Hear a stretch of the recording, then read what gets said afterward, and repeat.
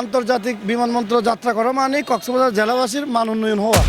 এই কক্সবাজারকে শুধু আন্তর্জাতিক বিমানবন্দর করলে শেষ হবে না, এটা সিটি কর্পোরেশনের রূপ দেওয়ার জন্য আমরা সরকারকে জোর দাবি জানাচ্ছি। লক্ষ লক্ষ কোটি কোটি বিলিয়ন বিলিয়ন আয় হচ্ছে কক্সবাজারের এই সমুদ্র সৈকত থেকে।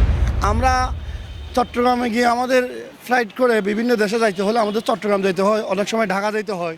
তো এখন আমাদের কক্সবাজার যখন আন্তর্জাতিক হবে, আমাদের সব ফ্লাইট প্রথমত আমরা কক্সবাজার থেকে যেতে পারবো। দ্বিতীয়ত এটা হচ্ছে পৃথিবীর দীর্ঘতম সমুদ্র সৈকত। এই সমুদ্র সৈকতে শুধু বাংলাদেশের মানুষ না, বৈদেশিক বিভিন্ন দেশের মানুষ এই কক্সবাজার সমুদ্র সৈকতকে কেন্দ্র করে বিভিন্ন রাষ্ট্র থেকে ওনারা আসেন, প্রতি বছর প্রতি ইয়াতে ওনারা আসেন।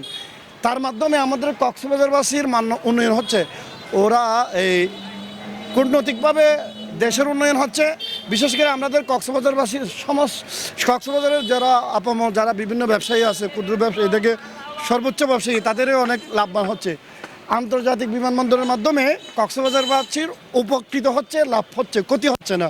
তবে এই কক্সবাজারকে শুধু আন্তর্জাতিক বিমানবন্দর করলে শেষ হবে না, এটা সিটি কর্পোরেশনের রূপ দেওয়ার জন্য আমরা সরকারকে জোর দাবি জানাচ্ছি। কেননা কক্সবাজার এটা বৈদেশিক একটা প্ল্যাটফর্ম, বাংলাদেশের একটা ঐতিহ্য, বাংলাদেশের একটা গৌরবময় একটা প্রতীক হচ্ছে কক্সবাজার জেলা। কেননা এই যে কক্সবাজার থেকেই তো লক্ষ লক্ষ কোটি কোটি বিলিয়ন বিলিয়ন আয় হচ্ছে কক্সবাজারের এই সমুদ্র সৈকত থেকে। সরকারে এই কক্সবাজারের মাধ্যমে পৃথিবীর মানচিত্রের মধ্যে বাংলাদেশ প্রতি বছর প্রতি সময়ে এটা উপস্থাপন হচ্ছে। এই জন্য সরকারকে এই কক্সবাজার পৌরসভাকে কক্সবাজার সিটি কর্পোরেশন করার আমরা জোর দাবি জানাচ্ছি।